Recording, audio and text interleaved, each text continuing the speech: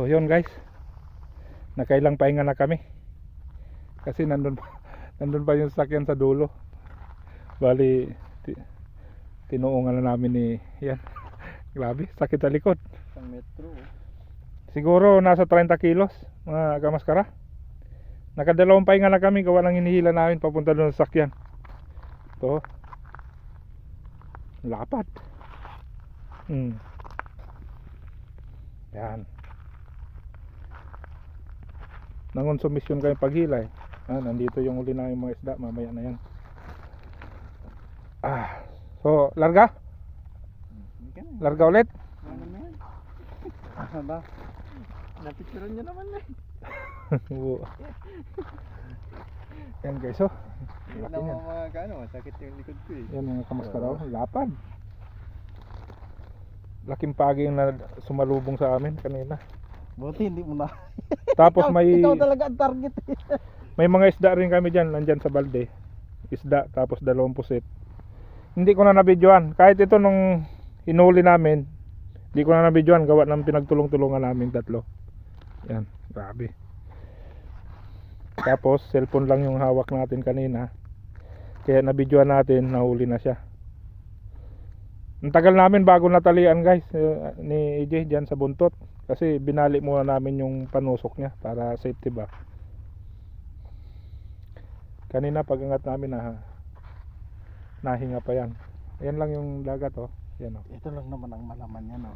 Naman daming tusok kung kakalipat-lipat ng tusok sa kanya. Pero parang ano lang tusok sa kanya eh. Balat lang. Ayan, nahinga pa. Buhay pa pala. Yan mga kamaskaraw, humihinga pa oh. So yun, hilahin ulit namin to.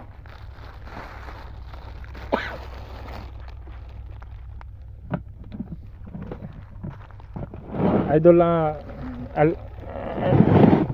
Idol, sa'yo muna to. Itong ano dyan. Ako na lang mag-ilam sa inyo. Mamaya ako ulit.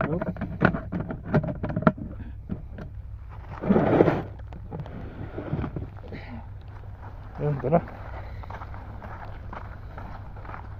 Layo pa yung ano namin, gawa ng mali kami ng ahon. Dapat doon pa kami ahon sa tapat ng sasakyan. Yun o. Adol, sakit ba sa likod? Sakit talaga sa likod. Kaya nga konsumisyon pa tayo sa kanya eh. Kaso kalaki niya eh. Grabe ang bigat. Hindi ko talaga maano na mahuli pa natin nung una eh. Bakit?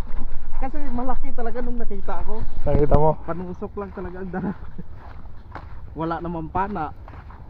Kung paano mas mahirap yan. Dadalhin. Yun na. May ilaw doon? Ay, ilaw na natin. Yan. Matigas ang ano, balat? Maltagas. Ito, naatado na namin at Naatado na ang nahuli namin. paano kaya maubos to? Ang dami naman ito. Oo. Hindi talaga yun. Kahit doon sa amin, hindi naman kasi nakain ng ibang lahi niyan. Ano nga ang problema nito?